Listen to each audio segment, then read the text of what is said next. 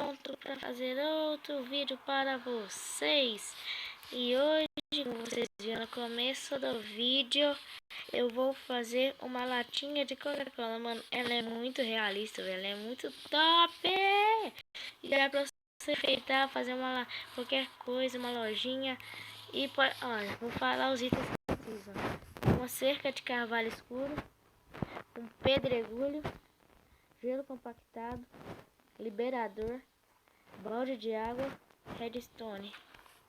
Então bora lá que eu vou ensinar a fazer.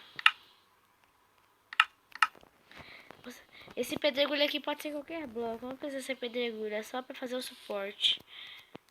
1, 2, põe o gelo compactado, quebra. 3, 4, 5, 6. Puxa pro lado 2. Você já vem aqui, põe um bloco, põe outro, vem aqui, vem cá. Põe uma cerca aqui para proteger. E você já põe um bloco aqui. Puxa um pouco para trás. Contorna em volta. Vamos lá, ainda existe não. Vou continuar. Você vem aqui. O ejetor. Pedregulho, puxa aqui. Vem aqui. Mano, esse negócio que eu vou fazer agora é tipo um bug aqui no Minecraft. E dá um defeito no sistema. E ele fica desse jeito. Então, vocês vão ver que top. Balde de água aqui. Vem aqui, pega uma tocha de redstone, põe aqui e aqui. E para você desligar esse negócio, é só pegar uma alavanca e apertar. Praticamente já está pronto. Agora é só pegar bloco de redstone, bloco de ferro.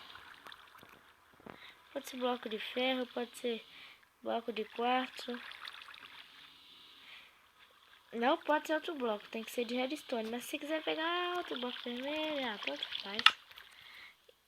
Ó, só pra garantir, eu vou pegar mais um bloco, um pack de redstone. E vou pôr aqui. E aí que a nossa mágica acontece. Agora é só apertar aqui. Quando acabar eu vou vir. Então, gente, já acabou os blocos. E agora vamos ver como é que ficou. Eu só vou pôr um suportinho aqui embaixo, já tá bom. Você vem aqui, quebra. Gente, olha como é que ficou, mano. Pode falar, ficou top. Ó, não acredito que eu recolhi esse bloco. Então, vocês viram como é que é, então tá tudo bem. E falou! Não se esqueça de dar o joinha.